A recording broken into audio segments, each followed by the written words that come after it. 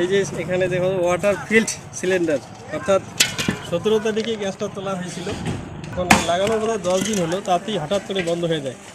Gas সিলিন্ডারে জল ভর্তি, এরকম অভিযোগ উঠল কোচবিহারের দিনহাটায়। দিনহাটা শহরের বাসিন্দা পেশা হাইস্কুল শিক্ষক শিবপ্রসাদ রায়ের অভিযোগ, কয়েকদিন পূর্বে তিনি ইন্ডিয়ান গ্যাসের ভর্তি সিলিন্ডার ঘরে তোলেন, কিন্তু দিন কয়েক যেতে না যেতেই গ্যাস না জ্বলায় তিনি ওই গ্যাস কোম্পানির গ্রাহক পরিষেবা কেন্দ্রে যোগাযোগ করেন। তখন সেখান থেকে সিলিন্ডারটি বাতিল করা হয়, সিলিন্ডারের গায়ে ওয়াটার ফিল্ড স্টিকার লাগিয়ে দেওয়া হয় এবং তাকে একটি নতুন সিলিন্ডার দেয়া হয়। শিবপ্রসাদ বাবুর একটাই দাবি, যাতে ভবিষ্যতে আর কোনো গ্রাহককে এই সমস্যার মধ্যে পড়তে না হয়। কি বলছেন শিবপ্রসাদ বাবু, শুনুন। মানে 10 দিন হলো গ্যাসটা লাগানো, 17 এপ্রিল দিয়েছিল গ্যাসটা বাড়িতে ডেলিভারি, কিন্তু লাগাতে আরও দেরি হয়েছিল। তো লাগানো 10 দিন হয়, তারপরে হঠাৎ করে বন্ধ হওয়ার পরেই দেখলাম ব্যাপারটা কি।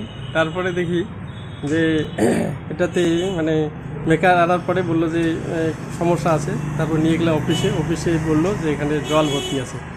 তো অবাক লাগে যে একটা গ্যাসে জল কেন থাকবে, এটা কি অবস্থা, মানে ভাবতেই বিশ্রী লাগছে, এত বাজে অবস্থা যেটা ভাষায় প্রকাশ করা যাচ্ছে না।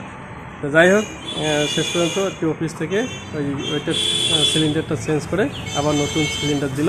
এই সিলিন্ডারটা আবার আমরা নিয়ে আসলাম। কিন্তু এই যে রাজ্যব্যাপী বা দেশব্যাপী, সারা দেশব্যাপী যে দুর্নীতি, এগুলো তার চরম সীমায় পৌঁছে গেছে বলে মনে হচ্ছে।